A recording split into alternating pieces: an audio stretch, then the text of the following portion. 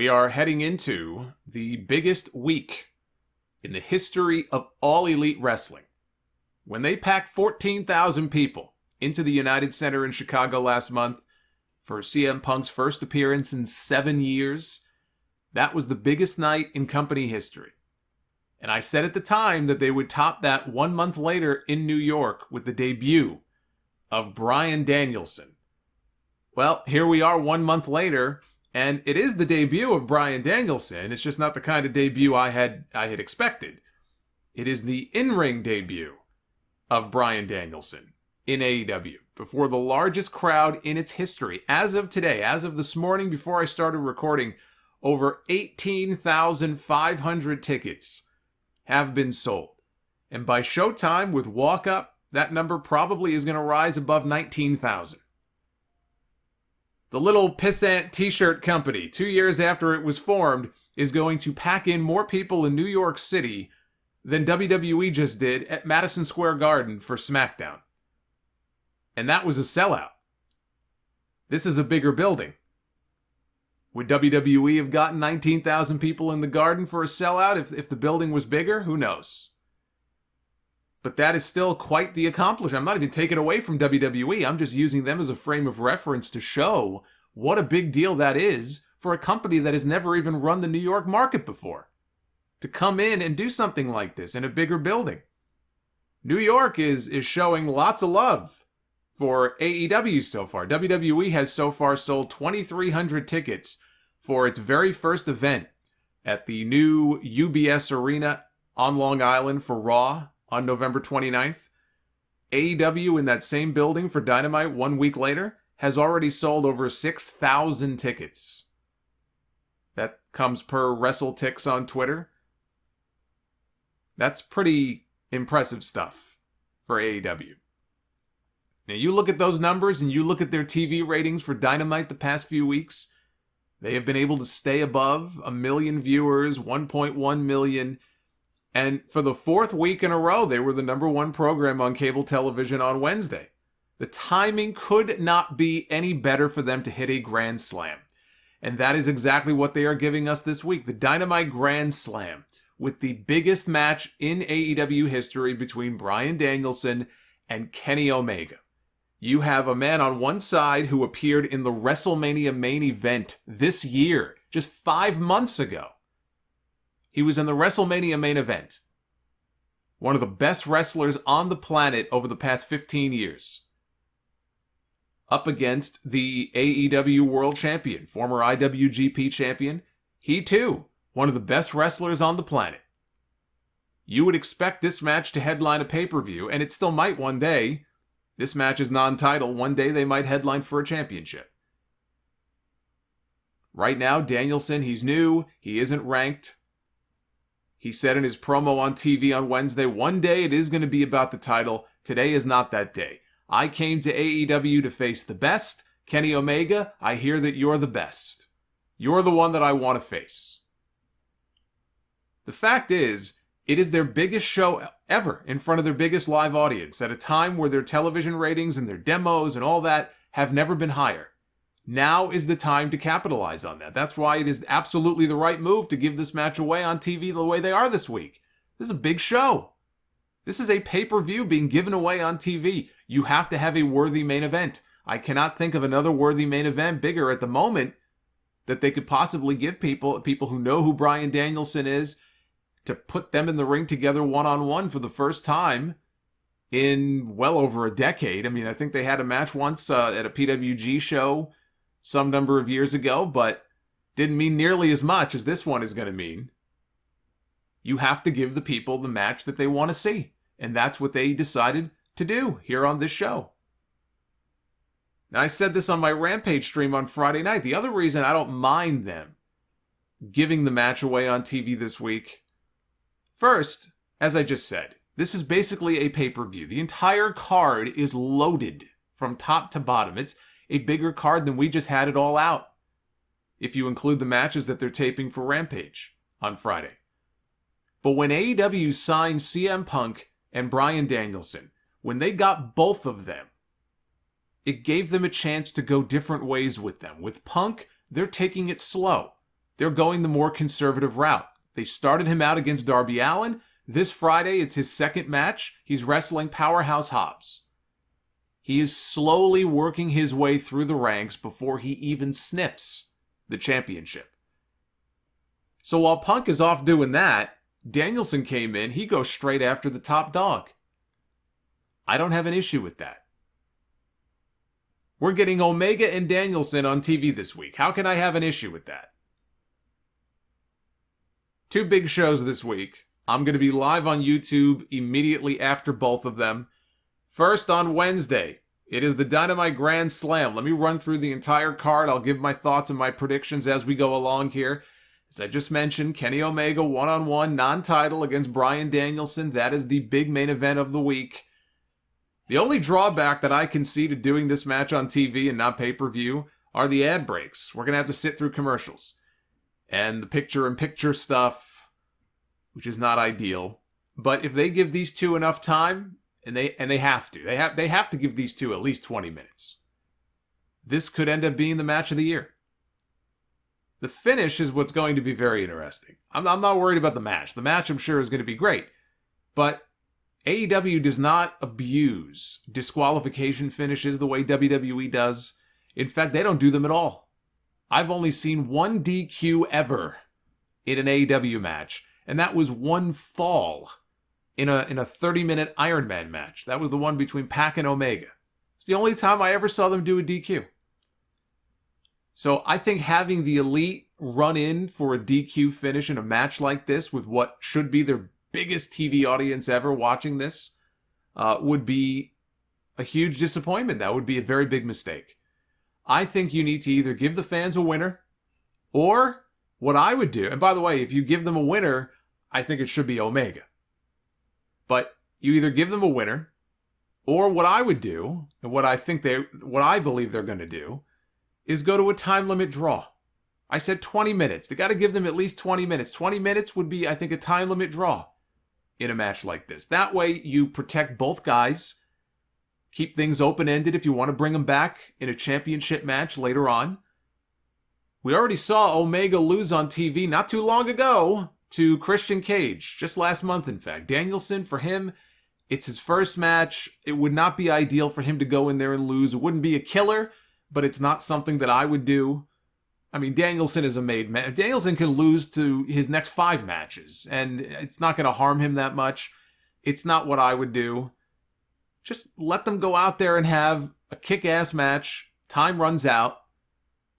That leaves people wanting more. The Elite comes down for the post-match beatdown. That brings out Christian, Jungle Boy, Luchasaurus to make the save. They brawl with Adam Cole and the Young Bucks either into the crowd or they brawl to the back. So now they're out of the picture. That puts more heat on their match coming up on Rampage on Friday because they're having a 6-man tag. And then with Omega alone in the ring with Danielson, Hangman Page makes his return at Arthur Ashe, and he comes out to confront Kenny Omega. And now the wheels are in motion. Even though he had already lost, right? That's why he didn't get his title match.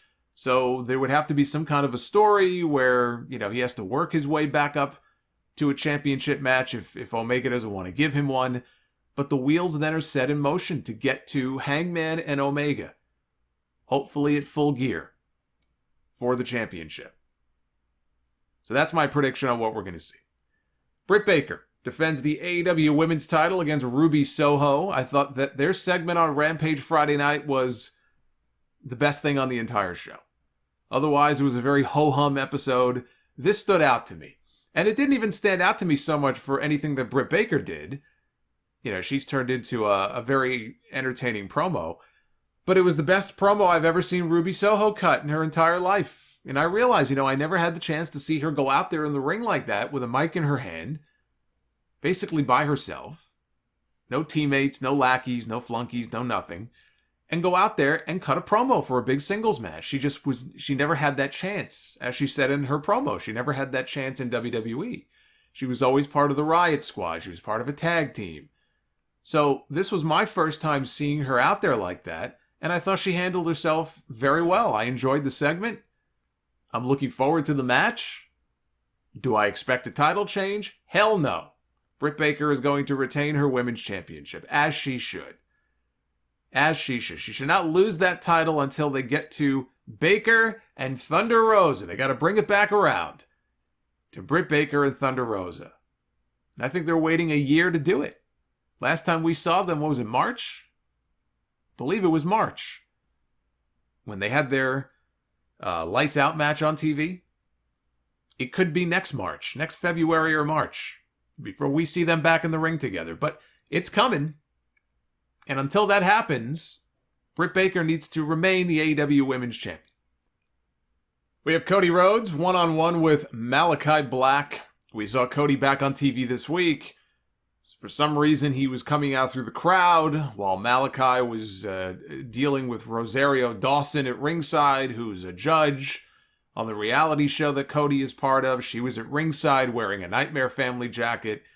Malachi didn't like that very much, and she jumped on his back. I could do without all that. I'm looking forward to the match because I want to see if they have the balls to actually have Malachi Black win again. That would be the right outcome. He's my pick to win. I don't know if they have the guts to do it, but they should. He should not be losing this match. Sting and Darby Allin take on FTR. They did an angle on Dynamite where Sting, of all people, took a spike pile driver from Dash and Wheel or Dax, I guess. Dax and Cash, I have to get their names right. So we're going to get to see the match now. Sting, Darby, I can't imagine they lose here. FTR, probably the best opponents, safest opponents for Sting anyway, to be in the ring with. They're going to treat him like gold, believe me. So Sting and Darby go over. MJF against Brian Pillman Jr. They have built this up nicely over the last couple of weeks. I like the sit-down interview that Pillman did with Jim Ross on TV on Wednesday. I thought it was a strong segment to try to put things over, and the sort of thing that JR, I think, would be very useful in going forward, doing segments like that, especially with younger talents who really have never had a chance to sit down and do a sit-down interview like this. Do I think he's winning? I don't. I don't think he has to. I think it's the biggest match of his life, Pillman. He can go out there, have a great match, and still lose. It's a big platform for him. It's a big stage. I think MJF goes over, and I said this on the stream on Friday. The only way I see MJF not winning this match, and it would be a fluky finish if he lost, only way that happens is if it is part of a split that happens on the show with him and Wardlow. I could see a situation because they've been teasing it, but they haven't pulled the trigger yet. Wardlow gets involved, or maybe MJF asks him for the Dynamite Diamond Ring, and who knows what happens, but it backfires. And it causes MJF to lose. And in the middle of the ring, in front of 19,000 people, there's MJF. He is yelling at Wardlow. He is insulting him. Maybe he even slaps him. And that right there could be where the switch gets flipped. And Wardlow, all of a sudden, he's had enough of this guy's shit. And he lays him out. And he leaves a hero in New York. You got a brand new babyface. That's the only way that MJF loses this match. If that doesn't happen on the show this week, then he's winning the match. CM Punk will be there. He'll be doing a live interview, building up his match against Will Hobbs. On Friday, it is the first ever 2-hour edition of Rampage. Rampage Grand Slam is what they are calling it, which is being taped on Wednesday with Punk one-on-one against Hobbs. This is obviously going to be a win for CM Punk. Christian Cage and Jurassic Express take on Adam Cole and the Young Bucks. I'm picking Cole and the Bucks to go over. Jon Moxley and Eddie Kingston take on Minoru Suzuki and Lance Archer, Suzuki-gun, reunited in a lights-out match. And they were playing up the whole Suzuki incident thing, as it was being called all week on social media, where his music got cut off. He didn't get his full entrance on Dynamite a couple of weeks ago. Well, he got it on Wednesday. He got the full Kazaninare entrance on Wednesday, and he'll probably get it again in New York. Maybe. But I like how they played off the whole thing. They realized some people were upset about that, and they turned it into a storyline about how he felt disrespected over that. I thought that was smart. Moxley and Kingston, they're my pick to win. Chris Jericho and Jake Hager take on Dan Lambert's Men of the Year, Ethan Page and Scorpio Sky. I think you got to give the win to Page and Sky. I think they benefit more from it. And for that, unless they just want to give people the feel-good moment of having Lambert's guys get beat. I mean, you could have Lambert's guys win and still have Lambert take a bump or get punched in the mouth when it's over. I think the heels win. Anna Jay one-on-one against Penelope Ford. I'm going with Anna Jay. And an 8-man tag team match. Lucha Brothers, Santana and Ortiz against Private Party, The Butcher, and The Blade. I'm going with the babyfaces. You can't have Santana and Ortiz come to New York and lose. So I think they and the Lucha Bros pick up the win. And that's a pretty stacked lineup there for both nights. This looks like to me like they're testing the waters with the 2-hour format for Rampage. Friday night from 10 p.m. to midnight. Almost certainly going to pull the overall rating down. But if TNT is happy with how it does, do not be surprised if this becomes a regular thing. Although I don't know if that would extend to TBS when they switch networks in January. Don't forget, they don't have a lot of time left on TNT. As happy and elated as TNT seems to be with AEW, they put press releases out about them every week. They're losing them in a few months. Beginning of the year, everything is moving. Dynamite is moving. Rampage is moving over to TBS. TNT is supposedly going to be getting quarterly AEW specials. But they have not announced anything recently about that, so I don't know where that stands. But, me personally, I like the 1-hour format. I really don't want that to change. That's one of the reasons why Rampage is an easy watch, even if the show is kind of dull sometimes. It's an easy watch. It's an hour, it's over, boom, I go on, we talk about it. Now they're going to probably go to 2 hours and go off at midnight. At least this week I don't mind, because they have a loaded show. The show is not loaded up like this every week. But this is going to be a lot of fun to watch this week. And if you are going to Arthur Ashe, and I know some people, I have friends who are going, enjoy. I'm sure it's going to be a fun time. But come on over to YouTube as soon as the shows are over, because I'm going to be right here, live, talking about everything that goes down.